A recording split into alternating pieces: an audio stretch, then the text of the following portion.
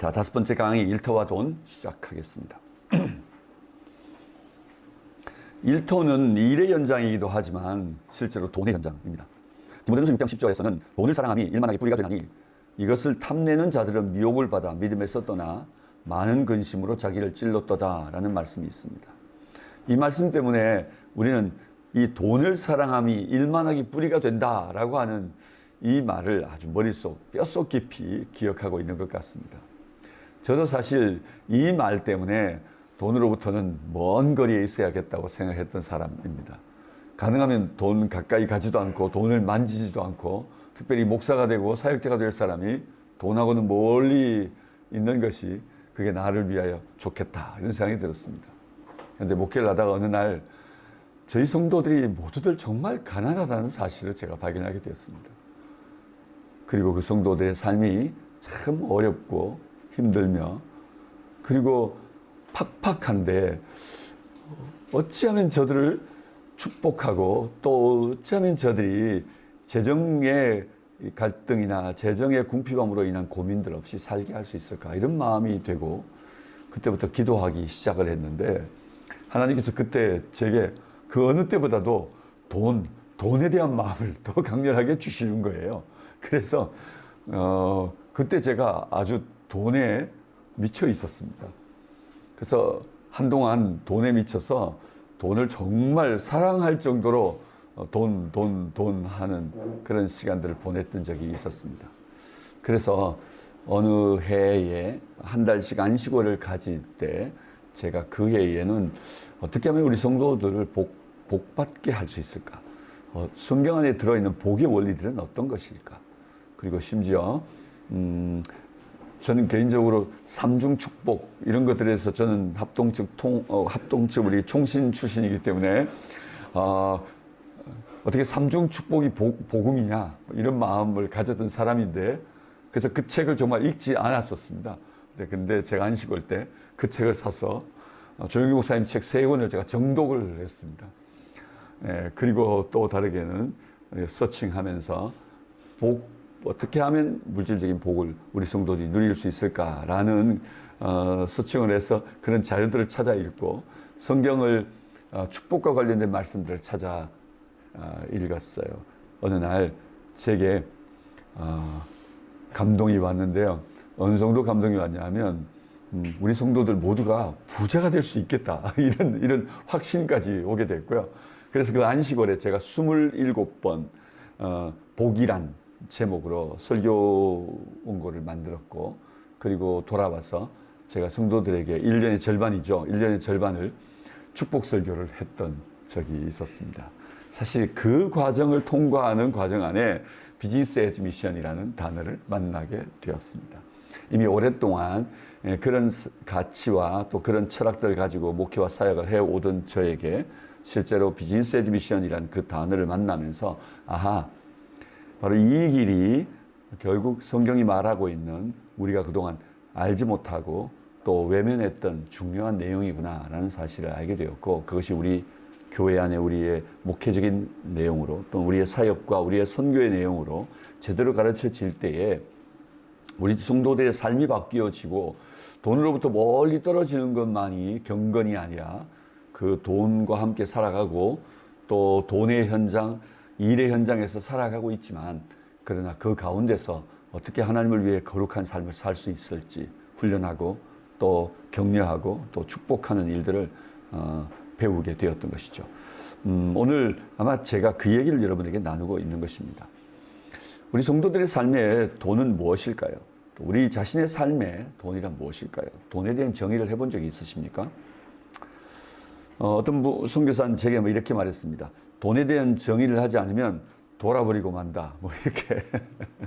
돈은 도는 것인데 돈에 대한 이해를 분명히 하지 않으면 자기가 돌고 만다는 것입니다. 또 우리가 돈을 위해 일하는 행위, 일터에서 일의 현장이지만 돈의 현장이니까 돈을 위해 일하는 우리들의 행위가 진정으로 가치 있는 일이라고 말할 수 있는가 정의될 필요가 있겠죠. 그리고 또한 우리는 돈을 벌고 있는데 또한 그 돈을 어떻게 사용하고 어떻게 관리해야 하는가라고 하는 질문도 우리에게 분명히 필요한 질문일 것입니다. 이 질문에 대한 대답은 저는 원형인 에덴 이야기에서 찾아야 된다고 생각합니다. 에덴으로 들어가면 하나님의 디자인을 발견합니다. 우리의 삶 전부에 대하여 깊은 관심을 가지시고 실제로 우리 삶 전부를 디자인하신 하나님의 계획이기 때문입니다. 에덴의 경제는 한마디로 샬롬의 경제입니다. 여러분, 샬롬이라는 단어는 하나님의 선하고 의로운 통치 아래에서 완전한 안전과 완전한 공급이 보장된 상태라고 말할 수 있습니다. 여러분 잘 보십시오. 샬롬이라는 단어를 우리 모두 잘 압니다. 그런데 그 샬롬을 그냥 평화라고만 기억하시면 안 되죠. 샬롬이라는 단어는 그 가운데는 반드시 하나님의 통치라는 말이 적용되어야 합니다. 하나님의 다스림, 하나님의 통치가 실현되어지면 여러분 그 실현되는 과정 안에 하나님은 어떻게 세상을 통치하실까요? 하나님의 법으로 통치합니다. 하나님의 법으로 통치하면 여러분 하나님의 법으로 통치한 세상은 의로운 세상이 되죠. 그리고 그 세상은 질서 있는 세상이 됩니다. 자, 하나님이 통치하시고 그 하나님이 통치하되 통치하는 방법은 하나님의 의로운 법으로 통치하고 그 의로운 법이 적용되는 세상은 의로운 세상이 되어집니다.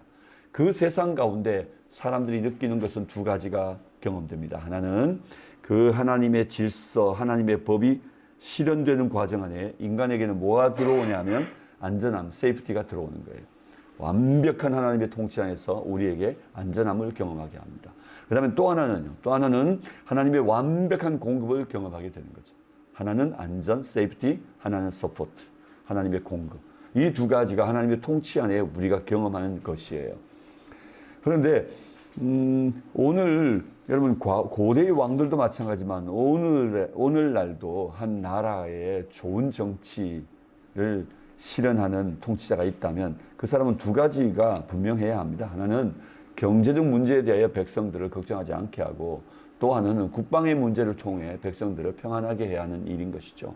그러니까 경제와 국방의 문제를 제대로 다스릴 수 있는 통치자여야 하는 거죠. 마찬가지로 고대의 왕들도 모두 다 그들이 그 백성들에게 잘 먹이는 일 중요했고 평안하게 살게 하는 일이 중요했습니다. 이와 같이 완벽한 보장과 완벽한 공급을 경험하는 그들의 상태를 뭐라고 설명한다고요? 샬롬이라 부르는 것입니다. 단순한 평안이 아닌 거죠. 굉장히 구체적으로 그 안에 경험되어지는 것이 있는 겁니다.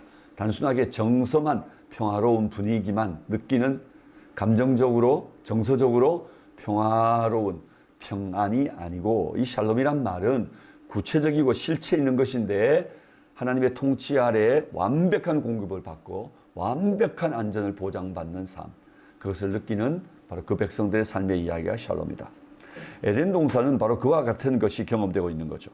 하나님이 주인 되시고 완벽한 하나님의 통치가 실현되어질 때 그 에덴에 있는 아담과 하와는 완벽한 안전을 경험하고 있고 완벽한 공급을 그들이 보장받고 있는 것을 보게 됩니다. 이 이야기가 하나님이 에덴에 실현해 놓은 에덴 경제인 것이죠. 여러분, 경제는 뭘까요? 경제는 우리들의 생활에 필요한 재화를 생산하고 그리고 그것을 소비하는 인간의 모든 활동을 설명하는 말입니다. 이 이야기 안에 두 가지가 들어있죠. 하나는 재화를 생산하는 일, 또 하나는 그 재화를 소비하는 일. 그것과 관계된 인간의 모든 재반 활동이 경제라면 여러분 에덴 동산 안에도 경제 이야기가 담겨 있는 것이죠. 어떤 이야기가 담겨 있나요? 결국 우리가 소비하는 이야기가 담겨 있고 우리가 생산하는 이야기도 에덴 이야기에 담겨 있기 때문입니다. 우리 일상의 이야기에 어떻게 우리가 먹고 살아갈 것인가의 이야기와 또한 우리의 일터의 이야기에서 그 먹고 살 것을 어떻게 우리가 만들어갈 것인가 라고 하는 이야기가 하나님이 디자인해 놓은 에덴 안에 있다는 것이죠. 자, 저는 이렇게 경제 이야기를 정의해 봤습니다. 일상 안에 우리의 소비하는 삶의 이야기, 재화를 소비하는 일상의 경제, 그 다음에 일터 안에서 우리가 재화를 생산해내는 삶의 이야기, 그것을 재화를 생산하는 일터의 경제, 이렇게 정리해 보았습니다. 바로 이것이 에덴이 만들어 놓은 하나님의 첫 번째 디자인이었던 거죠. 우린 에덴에서 그게 무슨 경제가 있어 이렇게 생각할 수 있지만 그러나 그 경제의 원리가 그 안에 담겨 있는 것을 우리가 발견하게 되면 여기서부터 재정관리, 돈에 관한 이해를 시작할 수 있지 않겠어요? 그런데 우리는 대부분 이 기본적 하나님이 만드신 이 세계의 이해를, 이 에덴의 디자인을 이해하지 못한 채 돈, 재정 관리에 대한 이슈를 가지고 가면 그건 철저히 우리의 컨텍스트부터 가져가든지 실제로 성경의 원리에 돈과 관련된 몇 개의 언어들을 우리가 편집해서 그 얘기로 재정 관리에 대한 이론들을 세우게 되어져요. 그런데 에덴하고는 상관이 없는 거죠. 원정적 이야기하고는 상관이 없이 멀리 떨어진 성경의 다른 원리에서부터 찾아내는 아이디어들이라고 얘기할 수 있습니다.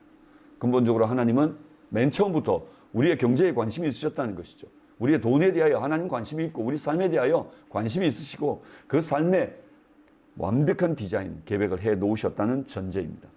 이것이 바로 이 오가 돈에 대한 강의를 하든지 돈에 대한 이해를 하든지 우리가 먼저 반드시 내려놓아야 할 우리의 첫 번째 전제입니다.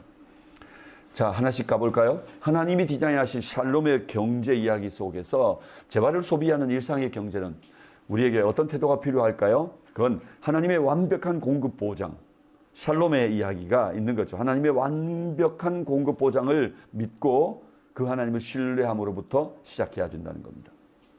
자, 그렇다면 돈의 이야기입니다. 여러분, 돈의 이야기 뭘 믿어야 되나요? 우리는 하나님의 완벽한 공급을 우리는 믿는 삶이 먼저 필요하다는 겁니다. 하나님을 신뢰해야 되는 거죠. 창세기에 하나님의 디자인한 놓은 세상을 보십시오. 창세기 1장 하나님께서 사람을 창조하시면서 이렇게 말씀하십니다. 내가 온 지면에 씨 맺는 모든 채소와 씨 가진 모든 열매 맺는 모든 나무를 너희에게 주노니 너희의 먹을 거리가 되리라. 1장 30절에서는 땅의 모든 짐승과 하늘의 모든 새와 생명이 있어 땅에 기는 모든 것에게는 내가 모든 푸른 풀을 먹을 거리로 주노라 하시니 그대로 되니라. 여러분, 하나님은 이 세상을 만드실 때에 인간만 아니라 모든 이 땅에 사는 피조세계가 스스로 먹고 살 수 있는 완벽한 디자인들을, 완벽한 것들을 이 땅에 만들어 우리에게 제공하셨다는 사실입니다. 우리의 먹을 거리에 대하여 하나님은 관심이 있으시다. 온 세상 모든 피조세계 생물체들이 그것이 먹고 사는 생존에 관하여 하나님은 깊은 관심을 가지고 계신다. 이 하나님의 본성으로부터, 이 하나님의 성품으로부터 우리의 재정 이야기가 출발해야 된다는 겁니다. 하나님의 성품으로부터 출발하면 우리는 모두 보장된 삶을 사는 것입니다. 안심하십시오. 걱정하지 마십시오. 그분이 보장해 놓으셨습니다. 완벽하게 우리의 먹을 거리에 대하여 그가 보장하셨다. 여기부터 우리 모두가 안심하고 그분의 성품을 신뢰함으로 출발할 수 있다면 재정 문제는 실제로 가벼운 이야기입니다. 근데 여기서도 출발하지 않으면 문제가 됩니다. 왜냐하면 여전히 우리는 근심할 수 있기 때문에 늘 조건부 무엇인가 해야 될 것이라고 하는 전제가 우리에게 남기 때문에 말입니다. 자, 창세기 2장의 인간 중심의 창조 이야기를 쓰는 기사 안에서는 하나님이 에덴 동산을 만드시고 그리고 난 다음에 그 인간에게 주시는 하나님의 축복의 내용을 들여다보십시오. 여호와 하나님이 그 땅에 보기 아름답고 먹기에 좋은 나무가 나게 하시니 그리고는요 동산 각종 나무의 열매를 네가 임의로 먹되. 여러분, 이 임의로 자유롭게 어제 말씀드렸죠. 자유롭게 먹으라고 말씀하셨습니다. 그러니 하나님은 이미 우리의 먹을 거리를 완벽하게 에덴 동산 안에 만들어 놓고 그리고 완벽하게 우리 모두가 먹으라고 말씀하고 있는 것입니다. 충분히 먹을 것이, 내가 먹을 것이 하나님 앞에 예비되고 준비되어져 있다는 사실을 신뢰할 때 우리는 그분을 찬양할 수 있을 겁니다. 그분을 신뢰하고 그분을 기뻐할 수 있을 겁니다. 내 모든 것을 예비해 놓으시고 내 모든 먹을 거리를 준비해 놓으신 하나님 감사합니다. 예. 그래서 아마 주기도문 안에 데일리 브레드에 대한 기도가 들어있는 거죠. 하나님, 내게 매일의 양식을 주시니 감사합니다. 라는 감사의 기도와 함께 여러분 우리가 그 주기도문을 드릴 수 있으면 좋겠습니다. 자, 어쨌든 재화를 소비하는 우리 일상의 경제 이야기 속에는 신뢰가 필요하다. 하나님에 대해, 그리고 그 하나님의 공급을 믿는 믿음이 필요하다. 자, 일상의 하나님의 공급, 그 보장 안에서 그 하나님을 신뢰하는 과정 안에 여러분 이 이야기가 성경 안에는 좀 더 이렇게 설명되어집니다. 우리의 일상의 소비 사회의 경제 이야기의 가장 상징적 이야기는 돈이라는 겁니다. 그런데 존 칼빈은 이 돈 이야기를 뭐라고 설명하고 있냐면 하나님의 섭리의 도구다 이렇게 표현합니다. 하나님의 섭리의 도구다. 여러분, 하나님의 계획하심이죠. 하나님이 온 세상을 계획하시고 경영하시는 일에 하나님의 계획 가운데 하나님이 사용하시고 있는, 하나님이 주인 되시고 하나님이 사용하고 있는 하나님의 도구가 뭐냐면 돈이라는 겁니다. 하나님의 도구예요. 하나님이 계획해 놓으신 도구가 돈이다. 그러니 지금도 하나님의 손에 있고 하나님이 움직이고 계시고 하나님이 주시기도 하고 하나님이 누구로부터 거두어 가실 수도 있는 것이죠. 뺏기도 하고 주기도 하고 더하기도 하고 하실 수 있는 분이 하나님이신 거죠. 하나님의 손에 그 돈이 있습니다. 여러분 우리가 그 손을 바라볼 수 있으면 좋겠어요. 그분이 움직이고 계시니까 말입니다. 그래서 이 영역에서 가장 중요한 것이 바로 로드십인 거죠. 주대심입니다. 돈의 주인이 하나님이신 것을 믿는 것입니다. 인정하는 것입니다. 그리고 염려와 근심이 아니라 하물며 너희일까 보냐. 저 공중에 나는 새를 보라. 들에 핀 저 백합화를 보라. 아무도 길쌈도 하지 않고 아무도 먹이지도 않지만 그들이 살아가는 삶을 너희들이 이해한다면 하물며 너희일까 보냐 라고 말하면서 우리에게 우리 삶을 격려해 주시는 우리 하나님의 통치 또 하나님이 하시는 일을 보게 됩니다. 그리고 우리에게는 염려와 근심보다는 자유함과 또 하나님이 우리에게 공급해 주실 축복에 대하여 기대할 수 있게 될 것입니다. 자, 두 번째 이야기입니다. 하나님의 디자인, 샬롬의 경제, 재화를 생산하는 일터의 경제. 이 이야기에는 하나님이 인간의 의식주 문제를 해결하는 일에 노동과 생산활동이 필요하다고 말씀하십니다. 그런데 우리는 에덴 동산에서는 일 안 했던 거 아니야? 그저 사시사철 가득한 과일로 하나님이 만들어 놓으신 온갖 과일을 따먹으면서 그저 그냥 맨날 놀고 먹었던 거 아니야? 혹시 이런 생각이 우리에게 혹시 있지는 않습니까? 근데 에덴 동산의 경제 이야기에서는 그것은 일터였습니다. 에덴은 일터였다는 겁니다. 인간의 의식주 문제를 해결하기 위해 하나님은 그것을 잘 관리하는 것만 아니라 또한 열심히 경작하라고 명령하시므로 노동과 생산활동에 의한 경제를 주님이 명하시고 계신 것을 보게 됩니다. 이 하나님의 디자인을 생각하면 정말 완벽해요.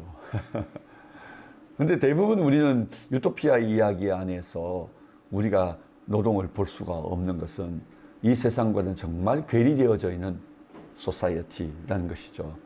우리가 경험하고 있는 이 세상과는 정말 다른, 적용할 수 없는, 이해될 수 없는 정말 유토피아, 언어들의 세상인 거죠.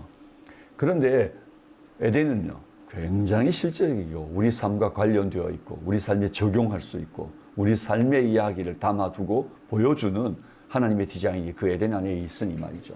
하나님의 창조는 이처럼 실제적이고 구체적이고 완전했다는 것입니다. 이미 우리들이 일하고 살아가는 세상을 하나님은 알고 계시고 그 에덴의 그 원형적 이야기를 담고 계신 것이죠. 창세기 2장 15절에 하나님은 인간을 그 에덴 동산 안에 투입하시면서 하시는 말씀이 그것을 경작하며 지키라고 하셨습니다.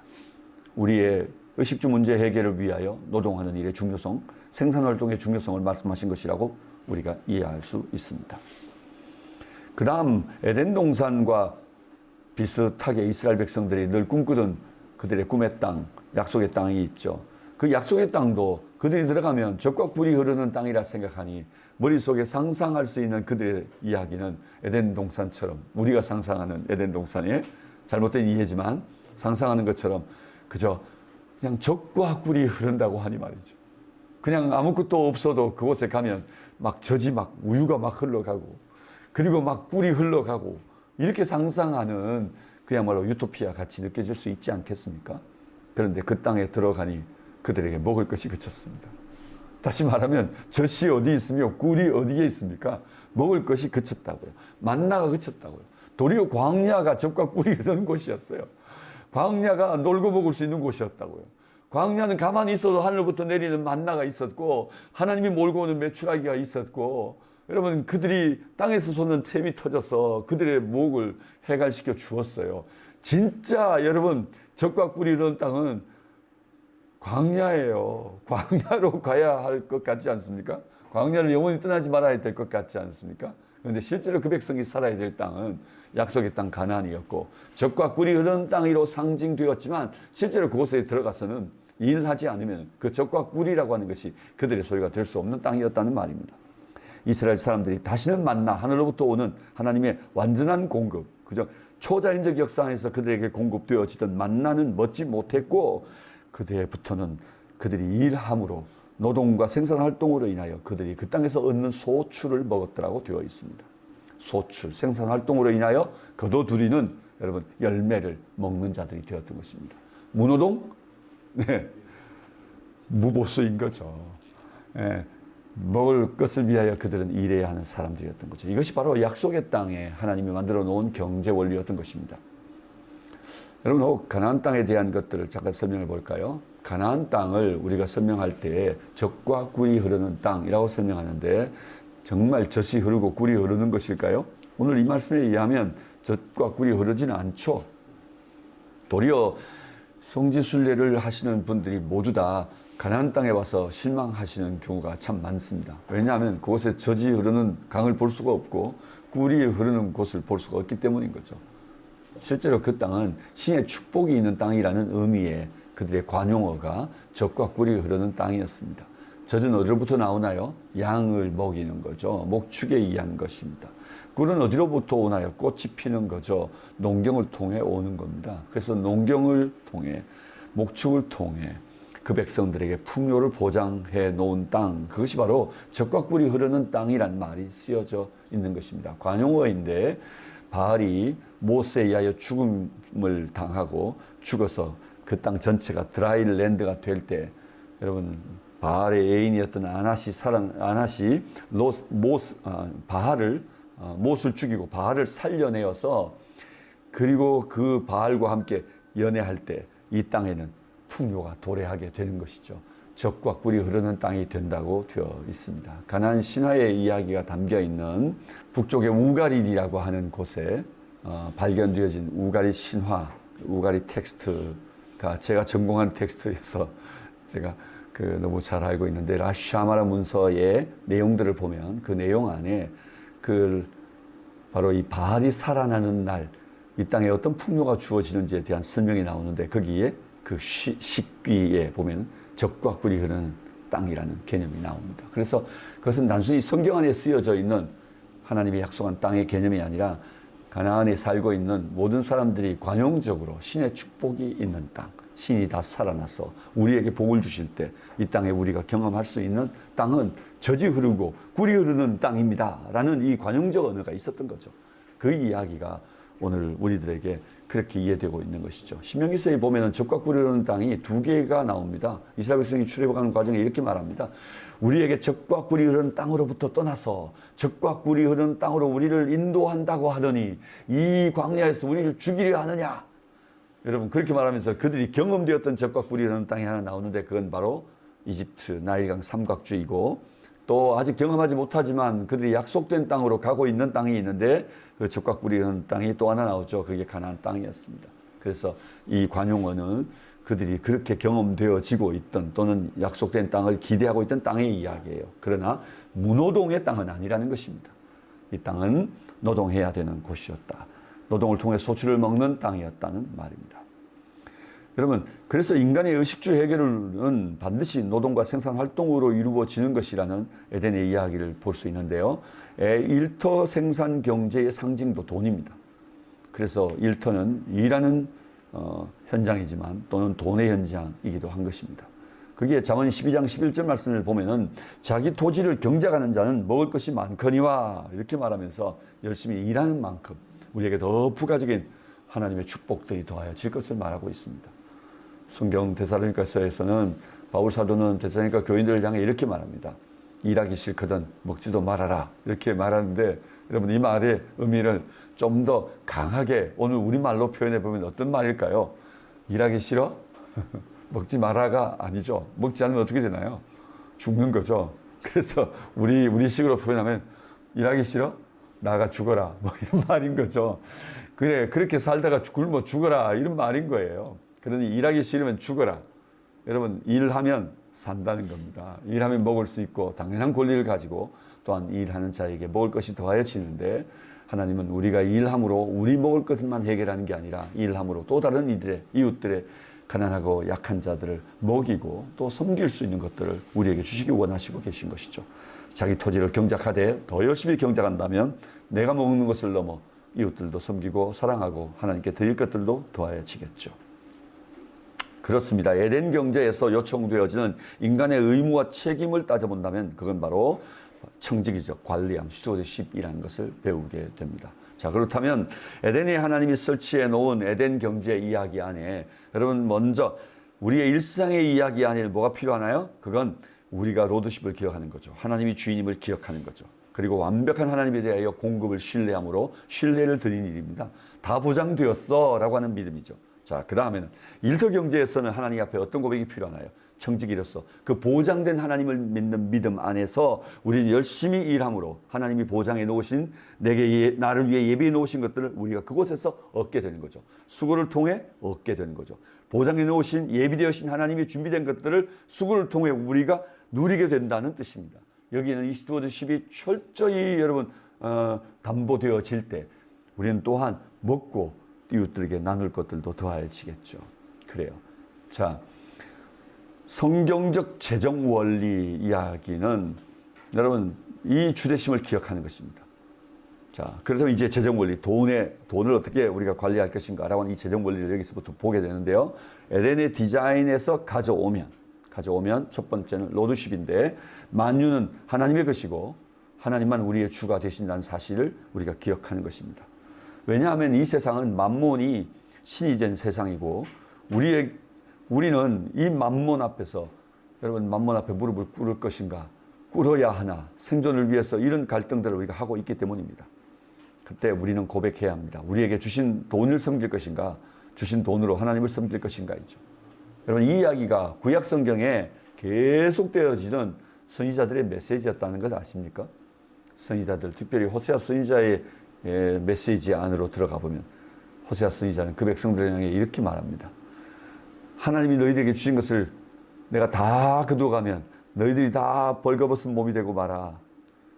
지금 너희들이 걸치고 있는 거, 너희들이 손에 들고 있는 거, 너희들이 지금 바알에게 갖다 바치는 것 그 모두 다 하나님이 주신 것이거늘 이렇게 말하고 있는 것을 여러분 우리가 듣게 되죠. 그렇습니다. 모두 다 하나님이 주신 것들이었죠. 그런데 도리어 그 주신 하나님께 예배하고 감사하지는 않고 그들은 그것으로 우상을 섬기는데 사용했으니 말이죠. 그래서 고멜은 그 호세아가 보장해 준 것들을 가지고 도리어 음란하고 방탕하는 일에 그것을 사용했으니 얼마나 호세아의 마음이 찢어졌겠습니까? 비길 수 없지만 하나님의 마음이 얼마나 찢어졌겠습니까? 오늘도 우리는 이 땅을 살면서 이렇게 하나님이 보장하신 로드십에 의하여 주되심을 믿는 믿음에 의하여 우리는 고백해야 합니다. 모든 게 다 하나님의 것입니다. 하나님만 우리의 주인이십니다. 우리는 하나님만 섬길 것입니다. 이 고백이 말입니다. 그리고 또한 그 주신 돈으로 이웃을 사랑하면서 우리가 하나님을 섬기는 사람들이 되어야 하죠. 두 번째는 관리함의 이야기입니다. 하나님이 우리에게 맡기신 세상을 다스리는 일, 그게 바로 우리의 일입니다. 그 다스림에는 재정도 포함된다는 거죠. 우리는 그런데 그동안은 어쩌면 다른 모든 것들은 다 다스려야 한다고 생각하지만 재정만은 왠지 우리가 그걸 다스려야 한다는 영역으로 생각하지 못했을 수 있습니다. 시간은 잘 관리해야 된다 생각을 하는데 돈은 여러분 우리가 관리해야 되는 영역 안에서 혹시 빠져 있지는 않습니까? 여러분 만유를 다스려야 하고 또 우리가 정말 철저히 시간 관리를 해야 하는 것만큼이나 재정도 관리되어야 하는 영역인 거죠. 실제로 재정 관리를 할 수 있으면 우리 삶 전부가 관리되어질 수 있습니다. 하나님은 우리 인생을 관리하는 이야기를 돈을 어떻게 관리하는 것인지에 대한 이야기로 설명하셨는데요. 그것이 바로 문화 비유요, 달란트 비유이거든요. 특별히 인간에게 동등한 시간을 제공하였다라고 하는 관점에서 문화 비유가 있었지 않습니까? 우리에게는 각양의 다른 재능을 가지고 있기에 하나님은 각양의 다른 재능을 주셨다. 이런 의미에서는 달란트 비유가 있는 거죠. 그러나 동등하게 주셨다라고 하는 것은 시간인데요. 이 시간의 비유 안에서 우리는 하나님의 재정 관리의 아이디어를 보게 됩니다. 문화 비유에 한 주인이 멀리 도시로 떠나면서 종들을 불러서 그들에게 돈을 한 문화씩 주면서 내가 돌아올 때까지 장사하라 이렇게 말하고 있죠. 여러분 이 말이 무슨 말인지 영어 성경에 들여다보면 너무 선명해집니다. 각각 자기 비즈니스를 하라고 말하고 있는 걸 보게 돼요. 예. 이 돈을 네 비즈니스에 투입하라 이렇게 되어 있어요. 내가 돌아올 때까지 장사하라 이렇게 말하고 있는 이 주인의 명을 따라 여러분 그들이 순종했을까요? 어떤 한 종은 그 한 문화를 가져가서 여러분 땅속에 깊이 묻어두었다가 준이 오는 날 그걸 꺼내 들고 나타난 종이 있었던 것을 우리가 보게 되죠. 2문화를 남긴 자도 있었고 5문화 또는 10문화를 남긴 종들이 와서 그 주인에게 보고하는 이야기를 우리가 보게 됩니다. 바로 이 동전이 문화인데요.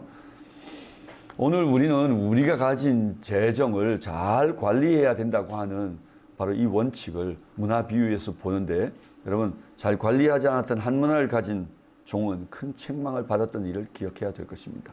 오늘도 우리의 재정을 잘 관리하고 장사하고 남겨야 하는 거죠. 칼 킨즈라는 이렇게 말합니다. 누구든지 금전에 관하여 청지기 직분을 잘 완수한다면 그는 다른 부분에서도 청지기직에 충실할 것이 틀림없다. 결국 돈을 어떻게 관리하는지가 그 사람의 인격과 그 사람의 일상 전체를 점검해 볼 수 있는 시금석이 된다는 말인 것입니다. 그러니까 우리가 난 다른 건 잘 하는데 그래도 돈만 잘 못하고 있지? 이렇게 뭔가 이 말에 대해서 부정적인 또는 반대하고 싶은 마음이 생기지 않습니까? 저도 그런 마음이 있습니다. 그런데 잘 들여다보면 재정을 잘 관리하지 못하고 있는 그것 자체가 실제로 내 삶 전부를 잘 관리하지 못하고 있는 일이 되어지고 있는 것이라는 걸 참 분명하게 느끼게 돼요. 왜냐하면 이 돈의 영역이 우리 삶의 전 영역 안에 영향을 미치고 있기 때문에 말입니다. 돈에 관하여 압박과 스트레스를 받으면 우리 삶 전부가 다 무너져 버리잖아요. 돈에 대해 유연하고 좀 유동성을 자산의 유동성을 좀 갖게 되면 삶 전부가 좀 여유로워지는 것을 우리가 보지 않습니까? 그럼 돈이 우리 삶에 미치는 영향이 정말 커요. 그렇기 때문에 우리는 돈에 대하여 철저히 이 스튜어드십 청지기적 관리함의 태도, 관리자로서의 태도를 우리가 잊지 말아야 될 것입니다. 그리고 재정 원리 안에는 여전히 에덴의 원리 속에 있는 동력함의 원리를 적용해야 할 것입니다. 하나님은 우리가 함께 일하며 함께 살며 일하고 또 서로 사랑하도록 창조하셨습니다. 그리고 우리에게 명령하셨습니다. 내 이웃을 내 몸같이 사랑하라고 말입니다. 바로 이 원리, 성경의 재정 원리는 진정한 대계명의 실천입니다. 그래서 재정 원리를 대계명의 실천의 구체적인 적용이라고 우리가 생각하게 되어지면 재정을 잘 관리하지 못한다면 실제로 이 대계명을 제대로 실천하지 못하고 순종하지 못하고 있다고도 말할 수 있게 되는 것입니다. 여러분, 우리가 이 성경적 재정 원리에 의하여 진정한 대계명을 실천한다면 저는 이렇게 한 3가지를 제안해 볼 수 있다고 생각합니다. 이웃들과의 관계 안에서 파트너십의 원리 안에서 쓰는 것을 말하는 겁니다. 여러분, 하나님의 주재권을 인정하면서 사용하는 것, 또한 잘 관리하는 자의 스튜어드십을 내가 수행해내는 것과 또한 파트너십에 의하여 나와 함께 일하고 사랑하며 여러분 더불어 살아가는 바로 우리 이웃들을 어떻게 우리가 사용해야 되냐 하는 것입니다. 거기는 한 3가지 원리들이 있는데 공유의 원리입니다. 소유를 공유하는 삶, 사도행전 2장의 유무상통의 원리를 적용하는 것입니다. 내 것을 내 것이라 하지 않고 나누었던 사도행전의 성령의 공동체, 사도행전 공동체가 가졌던 정신 말입니다. 이와 같은 원리가 우리 삶에도 적용될 수 있을까요? 이건 오늘 현대사회에서 어디까지 어떻게 적용될 수 있을까에 대해서는 여전히 그 공동체가 어떠한 기준을 세우고 또 어떤 원리에 의하여 함께 동의한 사람들이 그 공동체 안에서 함께 머물 때에는 그들의 그 원리가 그들이 정한 원리에 따라 여러분 이 공유의 원리가 적용될 수 있을 겁니다. 어디까지 공유할 건지 적용해 가는 거죠. 이스라엘에 가면은 키부츠라고 하는 게 있고요. 또는 모샤브가 있습니다. 모샤드 아니고 모샤브. 예. 이 모샤브는 사회 자본주의 체제에서 살던 사람들이 들어와 가지고 공동체를 이루고 사는 사람들이에요.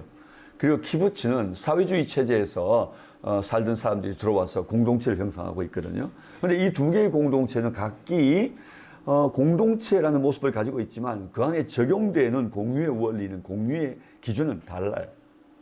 이쪽에는 자본주의 경제 체제 안에서 그들이 공유하는 기본적 체제들을 가지고 있어요. 예.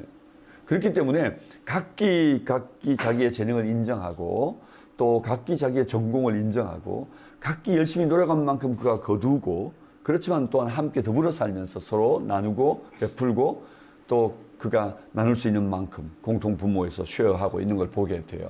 근데 이쪽에 사회주의 경제 체제에서 경험하던 사람들 같은 경우는 여러분 이 사람들은 자체가 공산 원리를 가지고 있는 거죠. 함께 공유하되 함께 벌고 얼마를 열심히 노력하고 수고했던지 어떤 영역에서 일하고 수고했던지 그런 상관없이 동일하게 나누어 갖는 원리를 가지고 있는 걸 보게 돼요.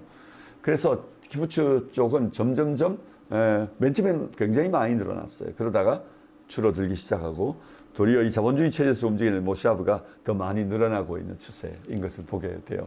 여전히 여러분 우리 인간이 가지고 있는 이 땅에서 한 개인의 개성과 또 개인의 자유와 또 개인이 가지고 있는 수고와 또 애쓰는 만큼 그가 그 수고에 당연한 보상을 갖는 일은 성경적 원리임에는 분명한 것 같습니다. 그러나 여러분 우리가 사도행전 2장에 사도행전 공동체가 만들었던 그 공유의 원리는 오늘 우리들의 현대 사회에서 어디까지 적용할 것인지는 그 공동체가 함께 공동된 원리를 결정하고 함께 머물고 그 사회를 구성할 수 있겠죠.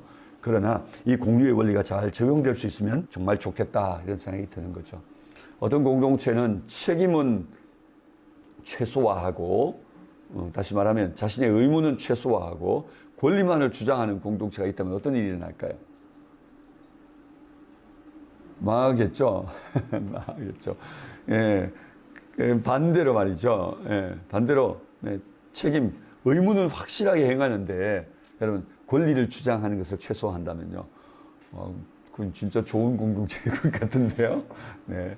그러니 여러분 우리가 어떠한 공동체를 이루고 있을 때 그 공유의 원리 안에는 의무, 책임을 다하는 일과 더불어서 또한 내 것을 내 것이라 하지 않고 또한 거기에 내 권리를 여러분 주장하는 일을 만약 우리가 최소화할 수 있다면 진짜 아름다운 하나님 나라를 우리가 그곳에서 경험할 수 있겠죠.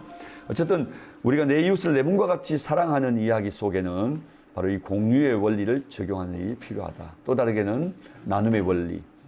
나눔의 원리는 평균케 하는 원리입니다. 그리스도께서 하늘 보좌를 버리시고 이 땅에 오심으로 바로 정말 저주와 영원한 죽음 가운데 놓여있던 우리 삶이 하나님의 보좌에 이르게 되어지는 바로 영광을 얻게 되었죠. 그래서 그가 내리심으로 우리가 올리우심을 받은 이 원리, 이 평균케 원리이죠. 이 땅에 우리가 가진 것들을 나누게 되어질 때 가난한 자들이 다시 한번 회복되어지는 은혜가 있게 되겠죠.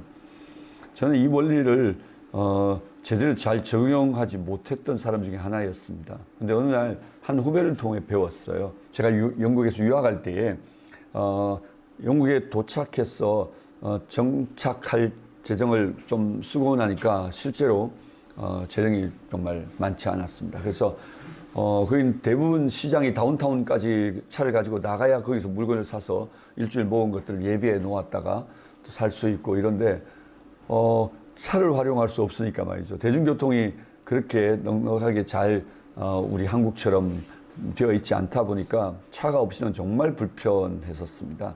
그래서 늘 이제 가까이 사는 후배들이나 친구들이나 어디 마트 갈 때는 꼭 연락해라. 혼자 가지 말고 이렇게 거반 협박을 해가지고 그들이 어디 갈 때면 늘 전화해서 나 어디 갈 계획인데 같이 갈래? 그렇게 하면 이제 우리가 막 따라 나서서 뒤에 타고 같이 가서 이렇게 장을 봐오고 그렇게 했었어요. 차가 없이 정말 불편했었죠. 아이들이 학교 갈 때에도 대단히 불편하고 이런저런 불편함들이 늘 있었습니다. 근데 후배 하나가 스코틀랜드에 사는 후배였는데요. 제게 체크를 보내왔어요. 체크가 1000파운드 체크가 왔어요. 여러분 과거에 1000파운드 체크는 지금도 굉장히 큰 돈이지만 지금도 뭐 달러에서는 1000불 이게 엄청 큰 돈이잖아요. 근데 영국에서 그 당시에 여러분 800원 정도 할 때 영국의 파운드가 1,500원 정도였거든요. 그러니까 2배 정도 되는 거예요. 그 당시에 800원 할 때 1,500원 정도 되어지는 파운드로 여러분 1000파운드 체크를 끊어서 보내왔는데 아마 체크로 끊을 수 있는 유학생들이 체크로 끊을 수 있는 아마 맥시멈을 끊어 보낸 듯한 느낌이에요. 근데 그 체크를 받았을 때 제가 가슴이 떨렸어요. 1000파운드 체크를 받고 이게 뭐지? 근데 전화가 왔어요. 형님 받으셨죠? 차 사세요. 이렇게. 그래서 내가 야, 이 무슨 짓이야? 그래서 안 쓰면 되거든요. 그래서 제가 내가 안 한다. 뭔 소리냐? 내가 이 큰 돈을 내가 어떻게 받냐? 그랬더니 아주 정색을 하고 이렇게 얘기하는 거죠. 형님은 제가 어려울 때에는 저를 거들떠 보지 않겠다고 말씀하는 것 같군요. 이렇게. 제가 어려울 때는 저 안 돌보겠다는 거죠. 세상에. 이런 사람이 어디 있냐. 동생이 힘들 때는 당신 재산 다 팔아서 나 도와야지. 나는 그런 사람인 줄 알고 나 체크 보냈는데. 뭐 이러면서. 그래서 제가, 나는 너를 돕지. 그랬더니, 그러면 왜 동생이 주는 건 안 받는데, 그때 제가 깨달았어요. 그리고는 그가 이 말씀까지 하여서 컨펌을 했을 때 제가 물러설 수가 없었어요. 이렇게 말했죠.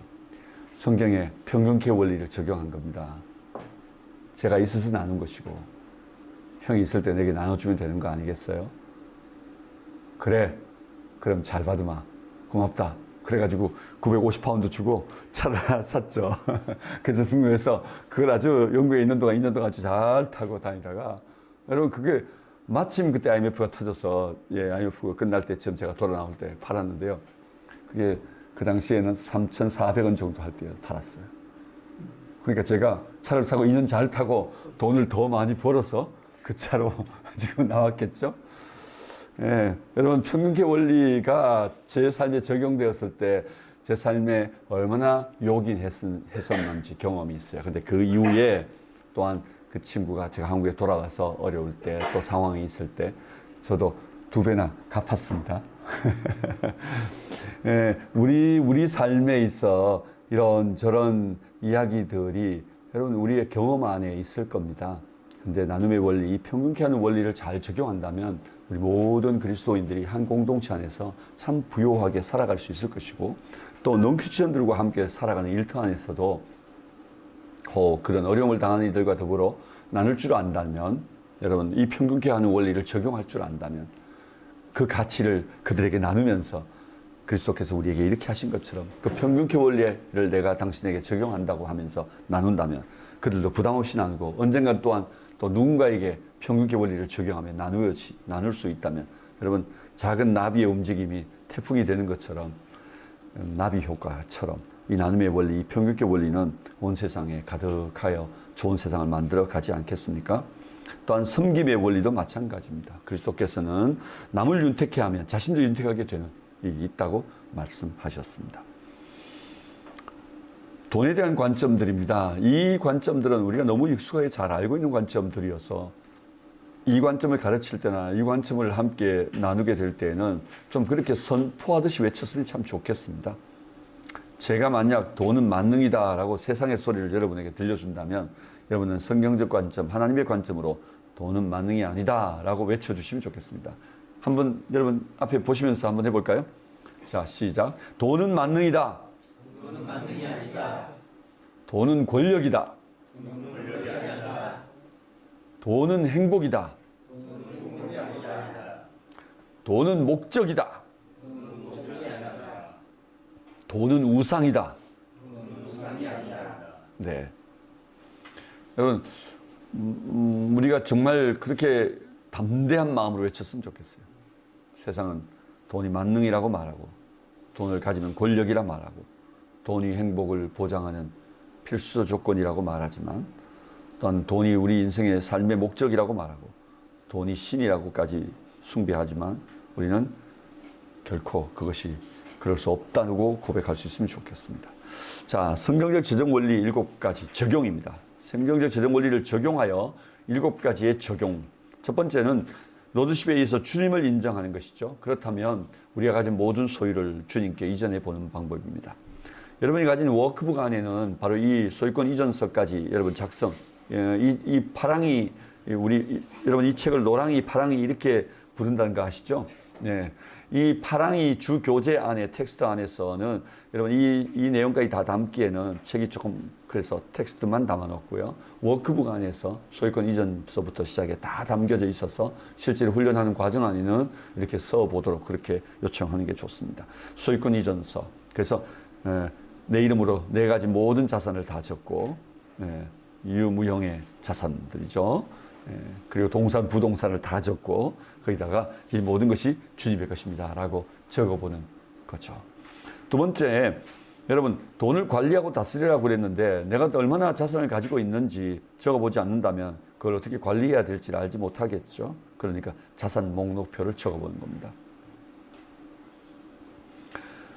그때 내가 얼마를 가지고 있고 내가 얼마나 빚이 졌고 또 어느 정도의 내가 자산을 가지고 있는 사람인지 또 내가 활용할 것이 내 인생의 생애 주기에 의하여 어느 정도 필요한 만큼 준비가 되었는지 이 모든 것들이 예측 가능하게 되어질 수 있을 겁니다. 그죠? 근데 만약 이것이 준비되지 않는다면 우리는 돈을 제대로 관리할 줄 못할 것입니다. 자, 탁월하게 돈을 벌어라. 열심히 돈 벌어야죠. 할 수 있으면 돈 많이 벌어야겠죠. 여러분, 그럴 때 돈을 벌 때 우리가 얼마를 벌고 있는지, 그래서 내가 얼마의 수입이 가능한지, 수입을 예산 내역을 적어보는 거죠. 그 다음에는 사용을 해야 되니까 필요를 계획하고 준비하는 것이죠. 그래서 지출 예산 계획표를 적어보는 겁니다. 그래서 내가 한 해 동안 얼마가 벌고 한 해 동안 얼마를 내가 지출하고 또한 내가 3년 안에는 얼마 정도 재정이 필요하고 5년 안에는 어느 정도 그리고 10년 뒤에는 어느 정도의 재정이 필요한지 이렇게 우리의 지출 예산 계획표도 세우면서 오늘도 우리의 수입 예산에 의하여 이 지출 예산을 온전히 커버할 수 있는지 생각해 본다면 우리가 더 벌어야 될지 더 줄여야 될지 이 모든 것들이 예측 가능하게 되어지는 것이죠. 그 다음에 그럼에도 불구하고 내 주신 것에 대하여 많든지 작든지 하나님이 주신 것에 대해 감사할 줄 알아야겠죠. 그래서 감사일기를 써보는 것입니다.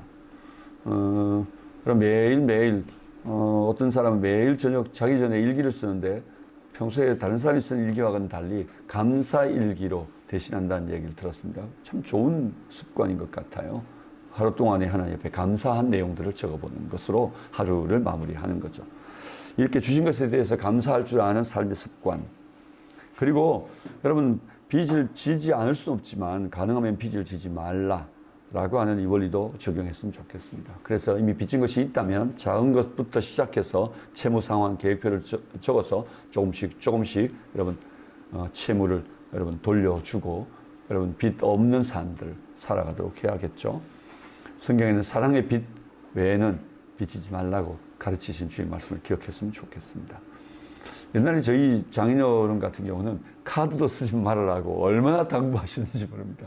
한 번은 제가 처가에 가면 갑자기 불시에 지갑을 이리 내봐 이렇게 말씀하시면서 왜요 하면 카드 쓰는 거 아니야? 이렇게 하면서 불시에 그냥 지갑 내놓으라고 하고 그리고 그 앞에서 카드를 내면 그 앞에서 가위로 자르라고 막 그래요. 근데 그 어른이 하나 모르는 게 있는데 카드로 그 앞에서 자르고 다시 재발급하면 되는 걸 모르시더라고요. 그래서 카드를 자른 적도 있었습니다. 아주 엄청나게 그냥 빚지지 말라고. 카드도 빚을 쓰는 것이라고. 그렇게 해서 빚을 쓰는 법을 익숙하게 익혀놓으면 나중에는 정말 큰 빚쟁이가 된다고 그렇게 말씀하시는 것을 기억합니다. 가능하면 빚지지 않고 사는 것. 그것이 바로 그리스도인들에게 참 중요한 습관이지 않을까요? 7번째는 드림과 나눔의 기쁨을 배우라. 제가 아는 몰로 목사님이신데 목회에서 은퇴하신 이후에 젊은 목사들에게 자기 인생의 목회했던 이야기를 쭉 이렇게 경험담을 들려주시는 그런 시간들이 있어서 선배에게 배운다 해서 후배들이 함께 모여서 이제 선배의 삶에 관한 이야기를 들었는데 그분이 자기 평생 목양하던 것과 또 자기 인생의 좋은 습관들을 몇 가지 이야기하는 과정 안에 재정 사용에 관한 습관을 이야기하는데 굉장히 유익한 습관 하나를 그때 들었던 기억이 있어요. 이렇게 하신대요. 페이를 받으면 그 페이를 먼저 봉투에다가 다 나눈대요. 이건 감사한금, 이건 11조, 이건 주일헌금까지 해서 다 이렇게 따로따로 다 떼어서 봉투를 다 나누고 반드시 그는 우리의 원리 안에 재정도 농사인데 우리가 먹을 것과 심을 것을 따로 구분해야 되지 않냐. 옛날의 농사꾼은 반드시 씨앗은 먹지 않는다. 씨앗은 가장 좋은 것을 구별해서 따로 준다. 그래서 씨앗을 먹지 않는데 우리는 그냥 다 먹어버린다. 그래서 자기는 반드시 씨앗을 따로 떼어 놓는데요. 그게 바로 다른 사람을 섬기기 위한 재정을 따로 뗀대요. 그래서 다른 사람과 함께 식탁을 나눌 사람들을 생각해서 이름을 적어 놓기도 하고 그 한 달에 다른 사람하고 함께 나눌 것을 따로 떼어 놓는다는 거죠. 근데 그렇게 하다가 빨리 이게 돈이 없어지잖아요. 그러면 하나님께 기도한대. 하나님, 다른 사람을 섬겨야 될 돈이 다 달아났습니다.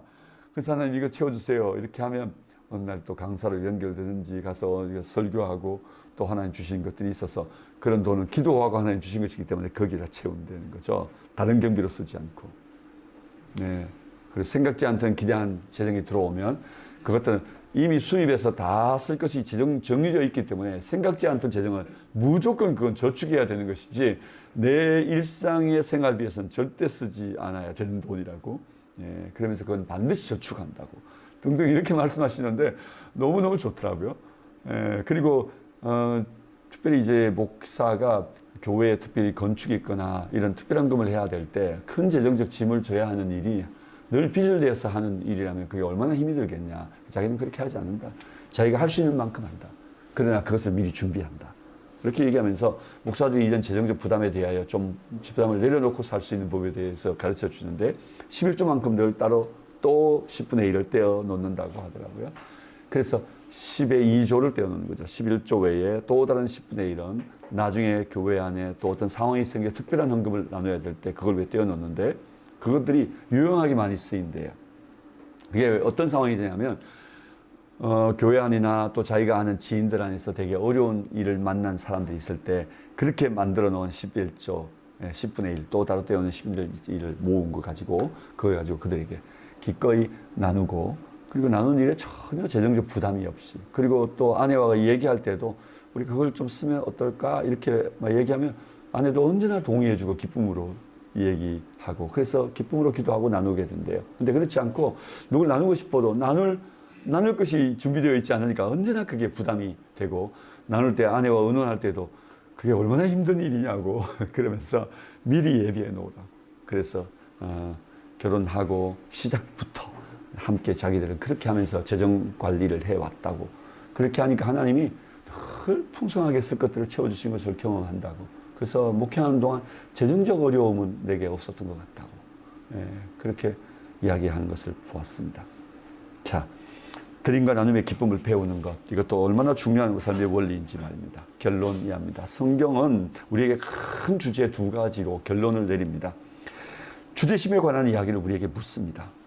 여러분 계시록에 가면 계시록 4장 11절에 주께서 만물을 지으신 분이시다. 만물이 주의 뜻대로 있었고 또 지으심을 받았다고 말하면서 그분만 예배받으셔야 될 만유의 주 되신 분임을 말하고 있습니다. 우리 주 하나님이여 영광과 존귀와 권능을 받으시는 것이 합당합니다. 라고 고백합니다. 계시록 5장에서는 그래서 하늘 위에 땅 아래와 바다 위에 그 가운데 있는 모든 피조물들이 마땅히 돌려야 될 그 영광을 하나님께 보좌에 앉으신 이와 그리고 그 어린 양께 돌리는 것을 보게 됩니다. 여러분 이것이 성경의 계시록의 결론이죠. 그 결론이 필요한 여러분 세상은 오늘 우리가 살고 있는 이 세상은 만몬이 신으로 숭배되고 있는 세상이고 거대한 자본의 힘이 지배하고 있는 세상이기 때문에 이 세상에서 우리가 이 고백을 놓치고 산다면 만물이 그 주의 이름을 기억하고 만물이 그 주의 이름을 예배하고 있는 이 세상 안에서 우리가 이 주대심을 잃어버리고 산다면 우리는 다른 삶이 없습니다. 만몬이 주인인 세상을 살게 되어지는 거죠. 만몬이 주인인 세상입니다. 거대한 자본의 힘이 지배하고 있는 세상입니다. 우리의 주대심을 확실히 고백하고 매일의 삶의 태도와 삶이 하나님을 향하고 하나님께 예배하는 삶이 되어야 할 것입니다. 그리고 이 세상이 어떻게 될 건지에 대하여 우리에게 보여줍니다. 바로 거룩한 성 새 예루살렘과 큰 성 바벨론을 우리에게 보여줍니다. 계시록의 끝 결말이거든요. 여러분 이 바벨론은 어떤 세상입니까? 오늘 여기 보니까 큰 성 바벨론, 큰 성 견고한 성 바벨론이라고 얘기했는데요. 이 큰 성 바벨론은 상업과 비즈니스의 나라, 돈의 왕국입니다. 거대한 오늘 비즈니스 세계를 설명하는 말입니다. 만몬이 주인이 되어 있는 세계인 겁니다. 이와 같은 세계 한가운데 우리가 살아갑니다. 그럼 우리가 기대해야 되는 건 뭘까요? 계시록 안에 약속되어져 있는 거룩한 성, 새로운 성 예루살렘인 거죠. 뉴 시티가 다시 말하면 새로운 뉴 킹덤이 우리에게 오고 있죠. 하나님 나라가 우리에게 오고 있죠. 그 나라에 대한 열망을 가지고 우리가 산다면 오늘 우리가 이 세상 안에 산다 할지라도 우리는 하나님의 하늘의 시민권을 가진 자들로 우리는 결코 돈 앞에 무릎 꿇는 삶을 살지 않게 될 것입니다. 여러분, 오늘 우리가 살고 있는 이 세계는 망합니다. 이 세계는 무너질 것입니다. 상업과 비즈니스의 나라, 돈의 왕국은 무너지지만 그 가운데 살아가는 우리 그리스도인들이 하나님 나라를 위하여 오늘 비즈니스 현장에 살아간다면, 하나님 나라를 위해서 일터에서 우리가 수고한다면 우리는 이 하나님 나라를 건설하는 자들로 주의 나라를 맞이하게 되겠죠. 2S로 좀 정리를 해볼 수 있을 것 같습니다. Serve와 Save입니다. Serve는 돈 섬기지 말고 하나님 섬겨야 한다. Save는요, 땅에 쌓지 말고 하늘에 쌓아야 된다. 이렇게 정의해 볼 수 있을 겁니다. 결론입니다. 존 웨슬리는 이렇게 말합니다. 최대한 벌어라, 최대한 아끼라, 최대한 주라. Make all you can, save all you can, give all you can. 여러분, 바로 이 웨슬리언들의 이 고백이 또 재정을 사용하는, 재정을 관리해야 할 청지기들인 저희들에게 중요한 하나의 고백이 되었으면 좋겠습니다. 네, 제 강의는 여기까지입니다.